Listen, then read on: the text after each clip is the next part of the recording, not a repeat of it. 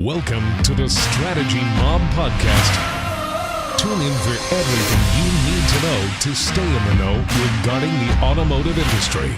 Here's your host, Jason Harris. Hey, what's going on, Podcast Nation? It is Jason Harris here, and thank you for joining me on another episode of Strategy Mob. Today, I have a guest that I'm very excited to chat with. He's got a cool book. He's got another one on the way, right? And I do. I'm very excited to get into this subject matter. We were talking a little bit before we recorded today. I think it's an incredibly timely message, so I hope you all enjoy. But I have the one, the only, the oh-so-famous Mr. Rob Hamilton in the house today. Rob, thank you so much for taking the time to jam with me. Well, thank you very much, Jason. I do appreciate it, and I'm glad to be here. Hey, Rob, for everybody out there that's watching or listening and kind of don't know your story or your origin story, kind of how you got started in the industry, I thought that'd be a fun place to kind of kick it off. So what is the origin story of Rob Hamilton?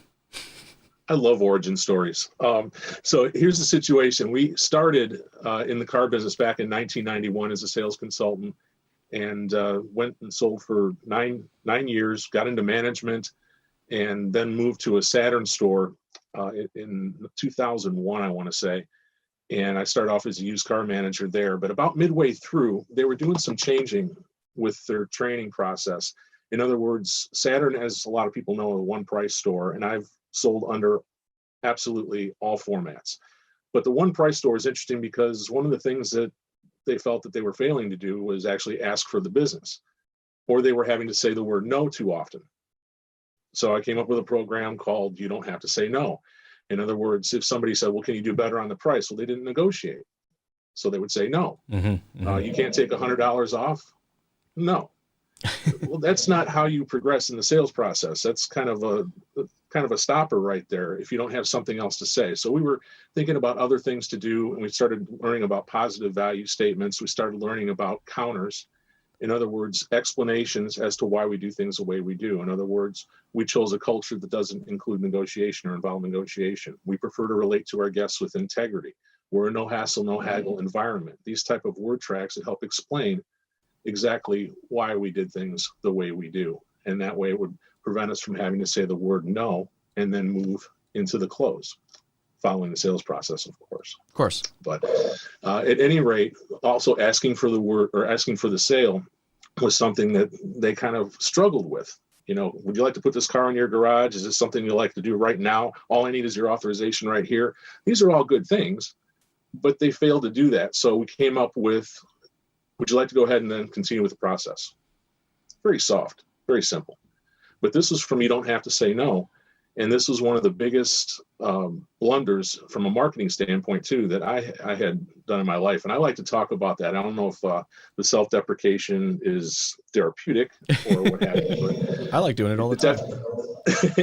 You have to. I mean, it can be very much so. But think about this. I came out with this brand new program for Saturn to try to help Saturn or try to help one price stores. And although there are a lot of those still in the country operating very well and making money and doing a great job. But then Saturn, unfortunately, went out of business. And I had all these programs still in the closet. And because I made them, time sensitive and brand specific. Whoops.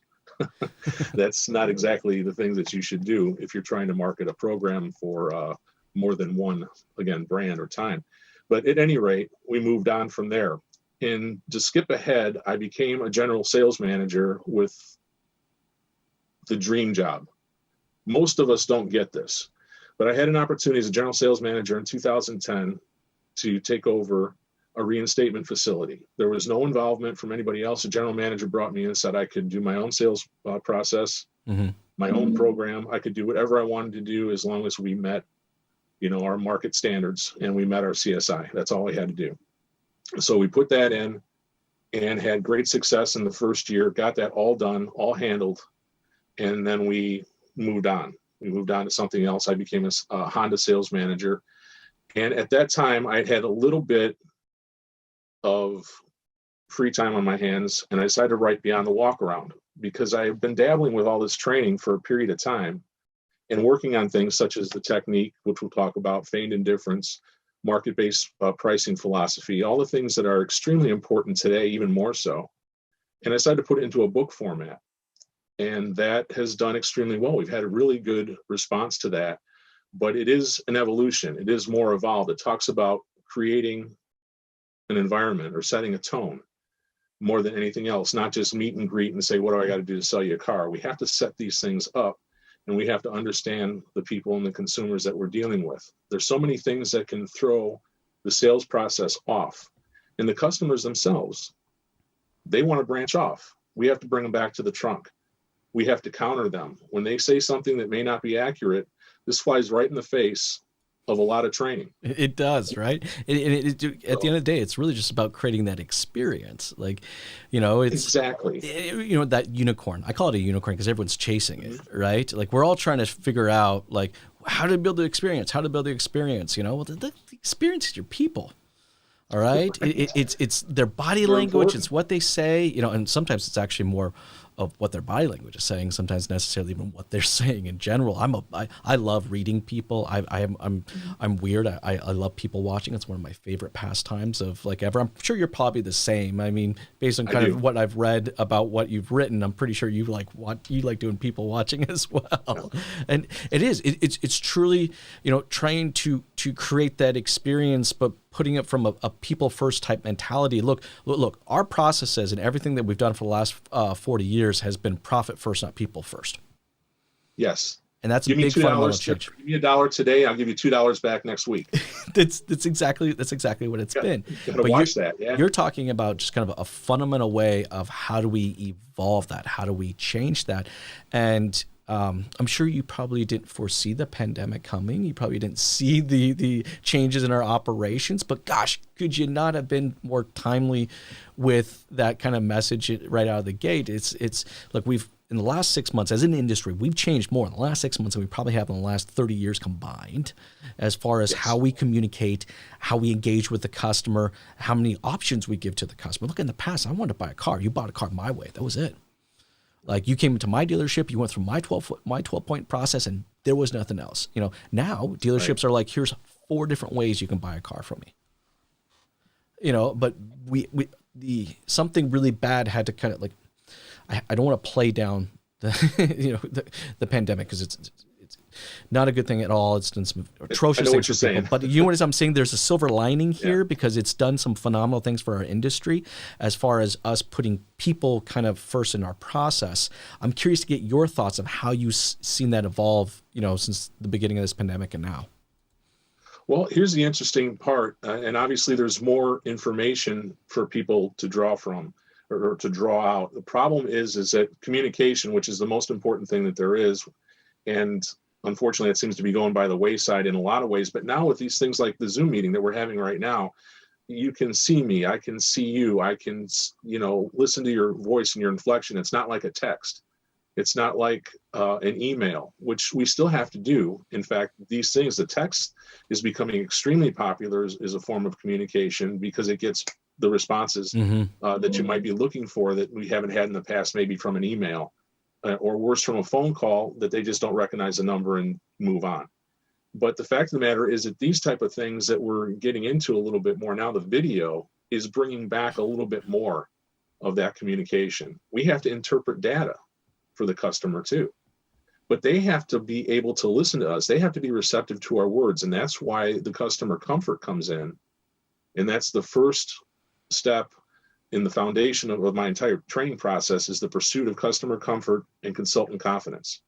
So it seems like it's a blanket statement or a blanket idea, but everything goes back.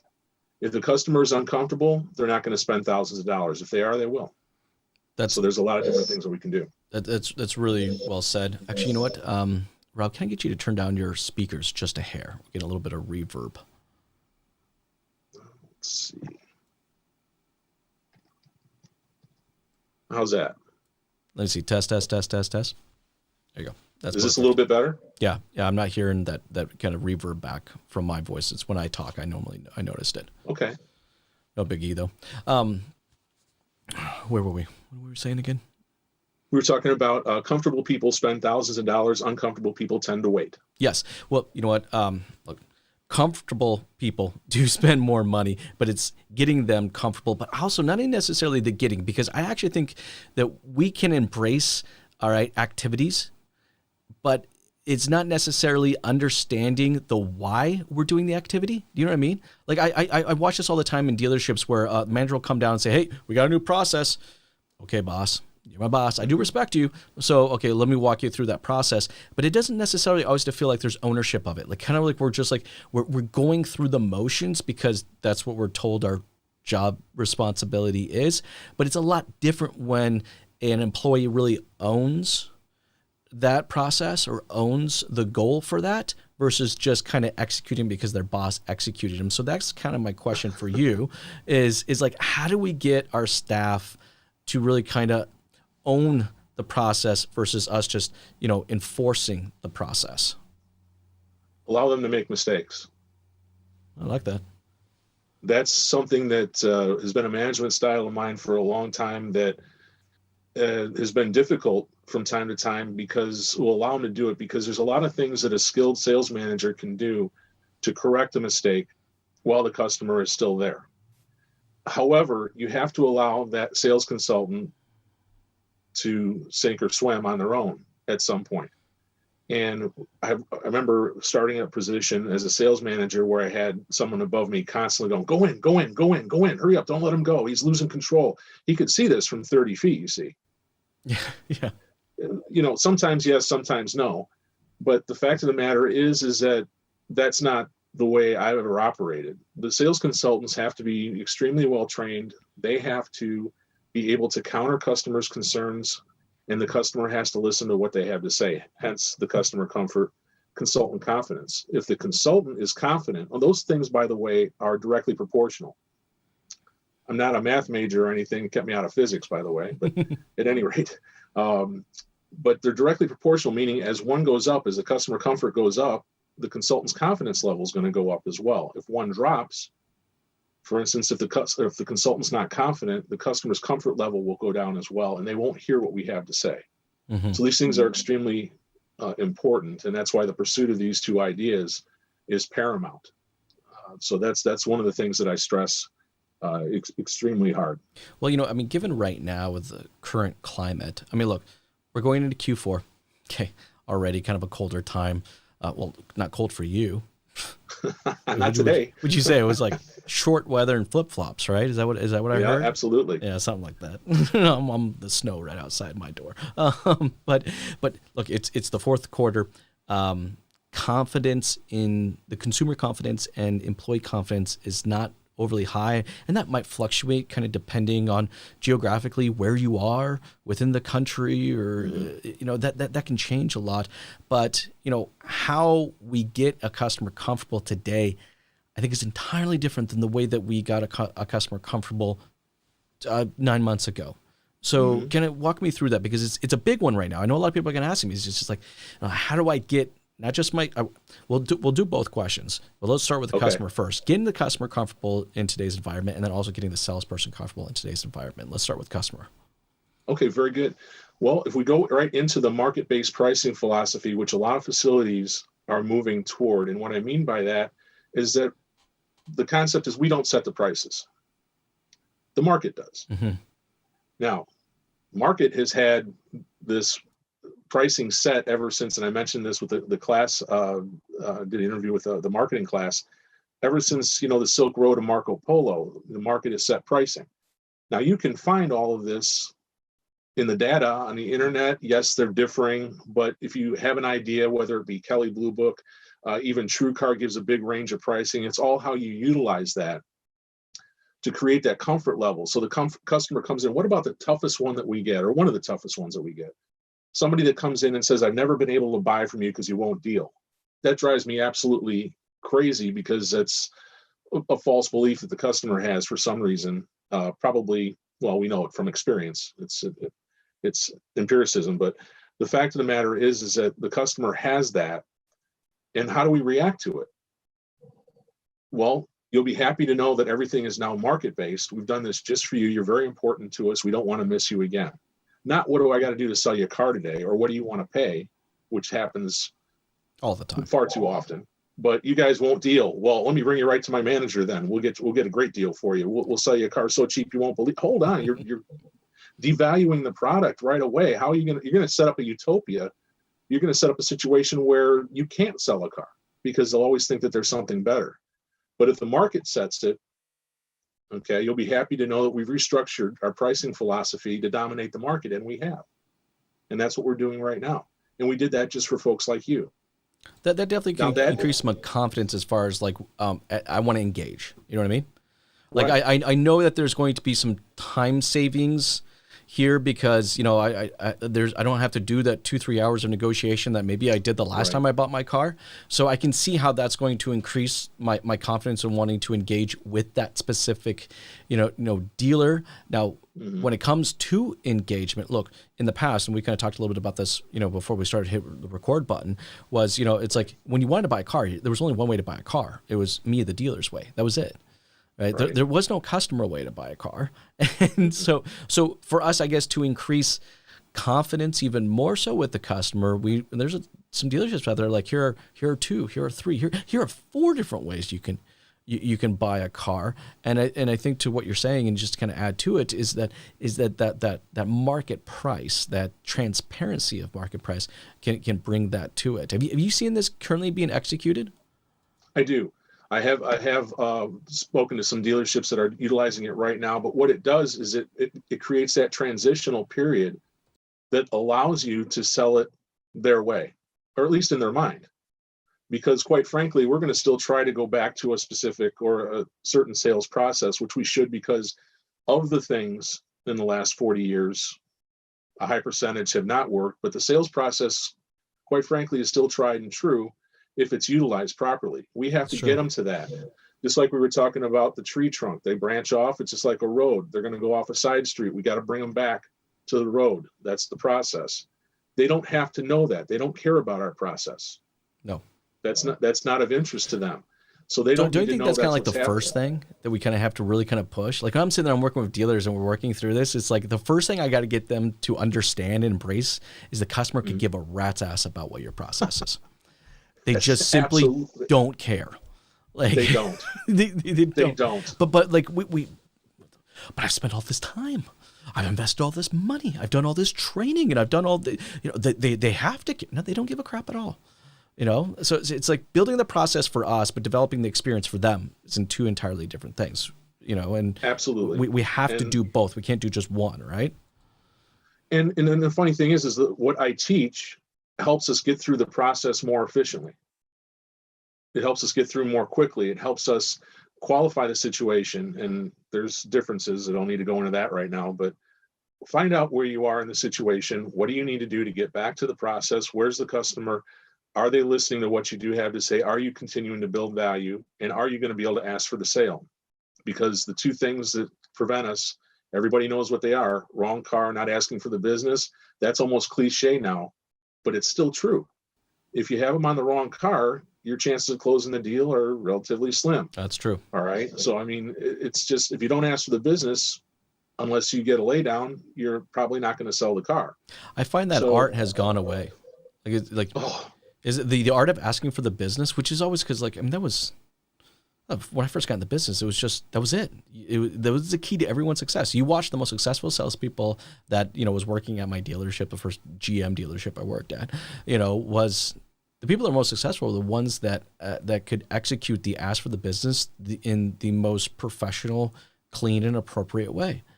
And that 100%. Art, the art of asking now is just kind of gone away. It's just almost like kind of expected. Well, come on, look at that price, look at the payment. What do you do? Like, of course you're doing this. What are you talking about? How do we get back to that? That is one basic that I definitely want to see that we need to get back to.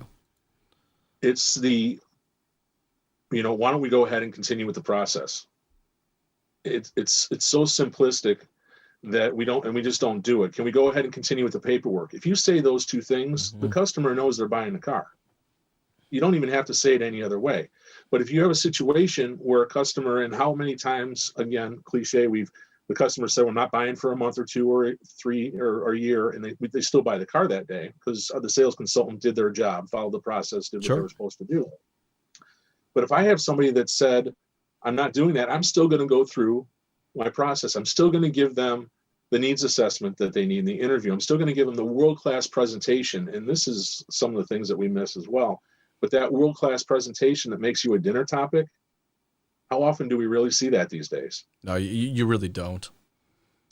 But if I've done all those things, and then at the end I say, you know what, Mr. and Mrs. Johnson, I know you said you weren't buying for a month, but considering what we have going on, particularly right now, with all the incentives that are available to us, with the market-based pricing, with everything that we've talked about, is this something we can go ahead and accelerate? Is this something we can go ahead and do now? Now there's your, can we do it now? Mm-hmm. So there's always a spot for that. Can we go ahead and move forward with the process? Or why don't we go ahead and move forward with the process, which is a little more assertive? So there's all these different things that we have to learn as sales consultants and as managers that that these books that I've written do speak to, which I'm really excited about. No, I think it's really cool. Look, at the end of the day, it's all about perception. And this is one thing that I always kind of harp a lot with people is that, look, your customer's perception is their truth. It's not reality in a lot of cases, but Right. it's their truth, and you got to respect that, and you got to work along with that. All right, look, if the customer's perception is that you're treating them like cattle and you're moving them like a herd in and out of these gates, I don't give a crap if you don't think that's right or wrong. That is how they perceive it. So it's developing out a sales process where the perception to the customer is that they're the ones that are in the control. And I'm not saying that in a bad way, because I do want the customer to feel like they're in control. But, at the end of the day, we are the professionals. All right. We do know what information and which direction we have to head into, not because we're trying to increase our profitability, but because we're trying to make the transaction better for them in the first place. So it's like, how do we get that perception that the customer's in control? I mean, I find that is kind of the key to some of the best sales processes out there. Jason, you hit it right on the head. And the easiest way is to tell them they're in control. Let them hear it. Say, folks, you make all the decisions. You're in control here. Tell me what you'd like to do. That being said, you're going to move ahead as the sales process dictates, keeping all these neat things in mind that they are now going to tell you, because their comfort level just rose. And now they're going to offer more information because they understand that they're the ones, they believe, are dictating the process.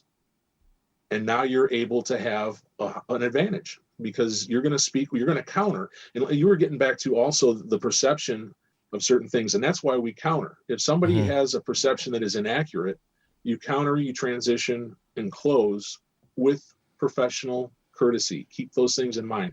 Professional courtesy. You don't want to disagree. And I've had this conversation many times. I want to counter, and I'll disagree with the customer multiple times during the process and still have them loving the situation and the experience. How is that possible?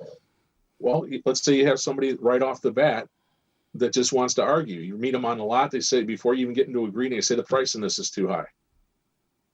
We have that happen every once in a while. Of course. Or that's, whatever, the price is too high for this. When you say it's too high, do you mean it's too much for the vehicle, or more do you want to spend a day? Drill down just a little bit. Well, because it's their perception, right? You know what? There's a word that I wish we could actually remove from our industry, is this overcoming objections. Right. Because an objection is built to be kind of a negative thing. It's an objection, and I must overcome it. I must conquer the objection, and that just kind of puts this whole sales process in this battle, because I must conquer over this objection. But when we take the approach that kind of what you're talking about here is that it's not an objection, it's just a perception. Mm-hmm. I feel like as salespeople, when we look at it that way, or management look at it that way, then it's just we can acknowledge the fact that is their perception, not necessarily reality, but we still have to respect that is their perception, and actually take the time to understand why they perceive it that way, just to the point that you said there. That I insanely, I think, increases consumer confidence, no? Absolutely. 100%. And the fact of the matter is that's why I call it a counter. It's not overcoming an objection. I like that. That's so much better. I want to hear that in dealerships way more often. I want to hear the word counter being used. Yes, it is. It's just a counter, and if you have somebody that says that, again, the price of the vehicle, well, it's more than I wanted to spend, what have you, you can counter. The counter is actually, this is priced far below what the market says it's to sell for. Understanding that, which is the transition in the counter, understanding this, knowing this or that. Now that this is clear, can we go ahead and take a closer look at the vehicle? Let me show you why it's bringing the money, or something like that. Mm-hmm. But it's a counter transition close, which can be used throughout the entire process, no matter what step you're on, and move the customer forward with professional courtesy and not having them feel like they're being disagreed with on a consistent basis, although they are. But the fact of the matter is again, professional courtesy allows you to get to that close. And in this case, we're just closing to a presentation, that world-class presentation that we want to do. Yeah, it's not necessarily that we're disagreeing. I don't think what it is just we're acknowledging and understanding their perception, and then helping them kind of through the path to maybe what the reality of it is, right? Absolutely. I just want to. I am so tired of hearing the sales process be trained or coached on as if it's a battle, like we're going to war, people. You know, like I gotta be honest with you. First dealership I worked in, they had a culture. At least they did. A lot of dealerships I worked with over the years never had a culture, but they had a culture, not a great culture, but it was a culture around money. All right. Money was the culture. That was it. Just make more. Right. You know, but it was clearly defined, you know, and it was. I mean, every Saturday morning meeting, because the culture was money, it was this battle. They have it. We want it. You gotta take it. And it's just every Saturday morning was just how you can take more of it. And it was a great dealership to work at because it taught me so much in such a short period of time of what not to do. And so I feel like I fast tracked. I don't necessarily think it was a bad thing at all. I mean, I was able to fast track my understanding of the sales process and how it positively or negatively affects the consumer because it was just so bad. You know, right. But getting into now that kind of really helps on the customer confidence. I guess my second part of the question is the employee confidence, because I think without employee confidence, we can never get to customer confidence. So let's walk me through kind of that. How do I right now, kind of given the circumstances, the Q4, the pandemic, the just rolling closures, depending on where you are located, you know, employee confidence. How do I build that? By helping them understand that no matter how difficult it may seem, it's not that difficult if you follow the process. Follow the process, be prepared. Preparation solves so many different problems, and you get that through training. Yeah, that's so true. I would implore all the managers out there, the sales consultants, to dive into as much training as possible, but preparation is a surefire cure. How many times do we go into a situation not prepared where our confidence level is so low that we can't function? Yeah, we almost got to get ourselves into a hole. We can never really kind of dig it back out. And it's impossible. And one of the things too is with the concept of feigned indifference. And this is something that has been a staple in my presentation. And feigned indifference is to pretend to have no bias or preference as to whether they buy a car right now or not.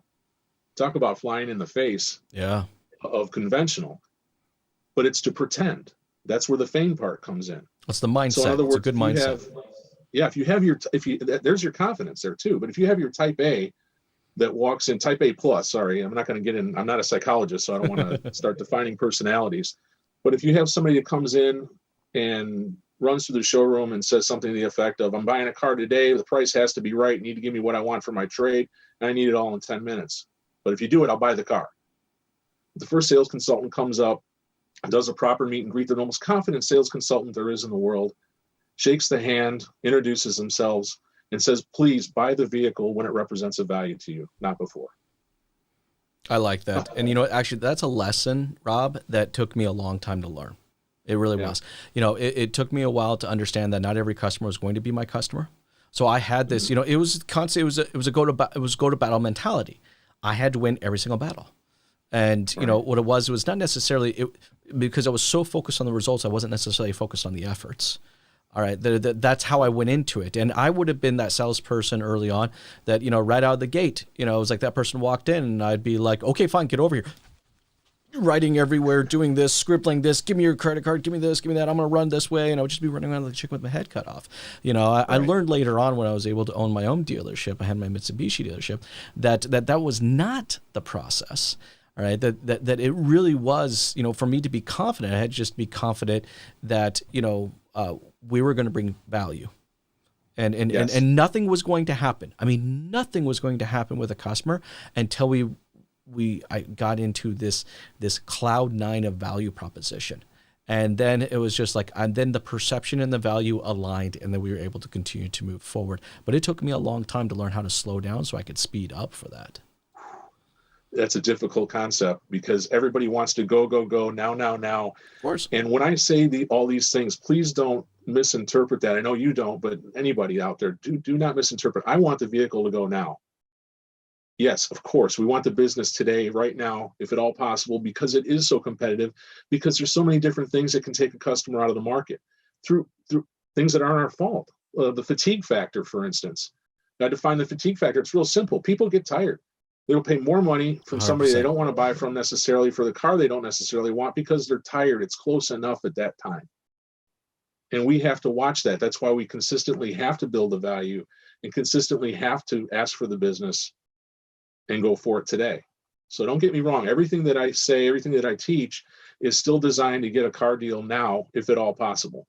But it's also designed that if it's not possible, these people come back at a higher percentage than ever before, and our closing percentage skyrockets. And that's what we're shooting for.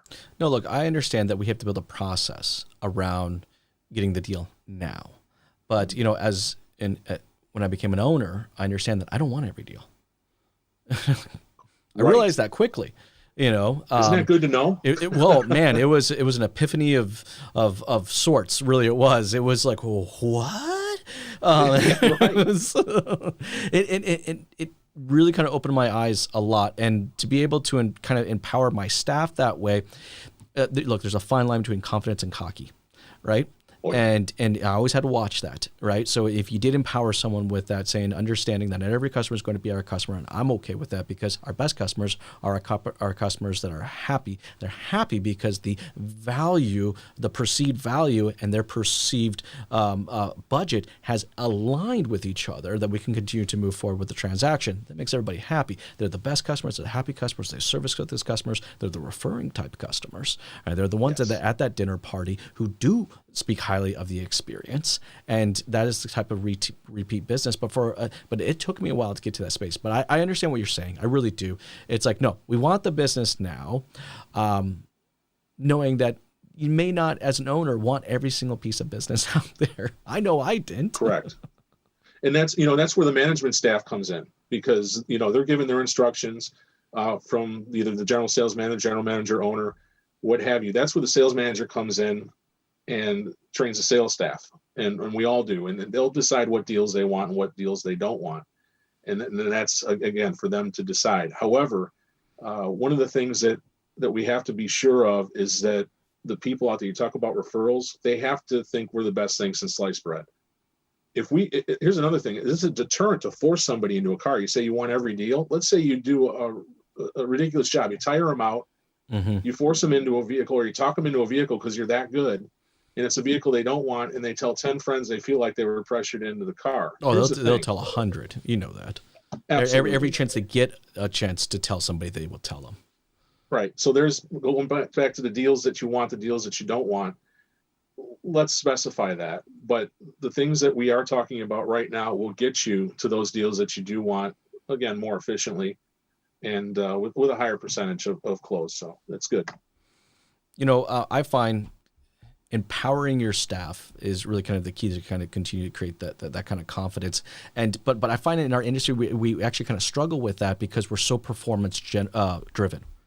We focus so much on the performance that it's hard to empower, because we're constantly we're chasing the tail of the dragon, and we're just constantly and that's how our focus is. If we focus on our efforts, knowing that the results will come if the focus on our efforts there, then building their confidence in efforts is insanely more easier than building their confidence in performance, because the results may not always be there. In fact, actually, that's the way I loved it. Look, I did sports a lot when I was a kid, all right? And I just remember having this football coach. I was in middle school, and, the one thing, during the 3 years I was in middle school playing football with him, the one thing that I took from him was just you let everything on the field. That's all that mattered to him. Yep. He didn't care. In fact, half the time you'd probably ask him, didn't even know what the bloody score was, because he just simply didn't care. And it was how much he left on the field. So we focus so much on the results, or so much on the efforts. And it's just, we have to stop focusing on the results. Your confidence can grow from how much better you get with each of those efforts. The results are just the byproduct, no? Absolutely. And how many times have we seen the switch get flipped with a sales consultant? Mm-hmm. How many times have we seen a sales consultant struggle, and then all of a sudden he or she gets it? Yeah. And all of a sudden they're not at the bottom third, they're in the upper third, or they're in the top 3, or they're salesman of the month. And all of a sudden it happens, and now it's consistent because we allowed them to make the mistakes, to allow them to learn. If you go in and chastise somebody to the point where that they just don't want to, they're not interested anymore. You've taken them off the floor. You've taken them out of the game for a day or two. And another thing is that if you allow them to make a mistake, you show them where the mistake is, you fix it, and you do it again with professional courtesy and respect, you just made yourself 10 more car deals, because they'll remember that. And that sales consultant, when that switch gets flipped, becomes a star, becomes an extremely powerful performer. And these are things that sometimes we miss in the heat of the moment because we're so results driven. The results will come with the proper activities. And to create those proper activities, we have to have a goal around confidence. See, we actually have to, it's not enough to just to say we want to increase our confidence in our customers and want to increase our confidence in our staff. It's like we actually have to set a goal, which means then we have to actually measure it. So then that goes into my last question for you, because I know we're getting towards the tail end, but how do you measure confidence in your customer, and how do you measure confidence in your staff? Well, with the customer, it would just be, I would think, repeat and referral business, that they have confidence in you, that you're going to treat them properly, that you're going to take very, very good care of them. With the sales consultant, actually measuring the confidence level, that's a little bit more difficult, but I would say that the results will come. So, we do measure results. Results, don't lose sight of how important results are, because that's really what happens. A lot of people say don't confuse effort with results. And you have to have both. You have to have that resounding effort to have the results that you want. But as you see the results come, as you see the consultants waiting on more guests, and that's a way to measure it as well. How many contacts are they making every month? Yes. How many people are they getting in front of? You'll find that a consultant that lacks confidence is not going to get in front of people. So I guess the easiest way to measure that, there's an epiphany, right? If I didn't know before. No, but you're 100% right though. If you want to measure their confidence, you can look at how many at bats. You look at their efforts, right? Look, but you're 100% right. A confident employee will follow up more. Yeah. All right. Will execute the process consistently more often. Right. And it doesn't necessarily have to do with the results. It's just a confident player leaves it all out on the field. Going back to playing football in middle school, all right, a confident player leaves it all out there. And you see when they leave it all out there because of their commitment and consistency to executing on what those processes are. Absolutely. Very good. Very, very good. Man, this has been a great podcast. In fact, we could probably jam another hour, really, if we wanted to. Yes, we could. but I know it's towards the tail end of our time. And Rob, before I let you go, though, for everybody out there that's watching and listening and digging our back and forth kind of conversation here, and would love to get a copy of your book or learn more about you, what's the best way to connect with you? I'm going to give you an email, and I'm going to give you a phone number, and I don't think we can't put it up on the screen necessarily. So sure. If you write it down, rob@hamiltonsalestraining.com. So again, just Rob, R-O-B, @hamiltonsalestraining.com is my email. And then my phone number, and it's a direct line. I am not afraid to handle phone calls. I love it. If you don't get me, if that's okay with you, Jason, if you don't get me, just leave a message. Absolutely. So is that all right? Absolutely. No, of course, please. Okay. It's 815-988-1297. And I'm not afraid. I'm engaged. I am happy to listen to messages. I will return them as I can. But HamiltonSalesTraining.com is the website now.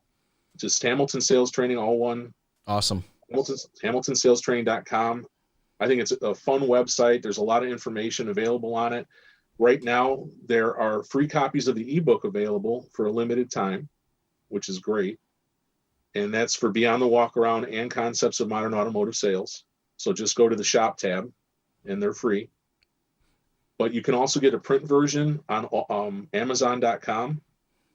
You can also get an Audible version through that, or through iTunes. You can get an audio version.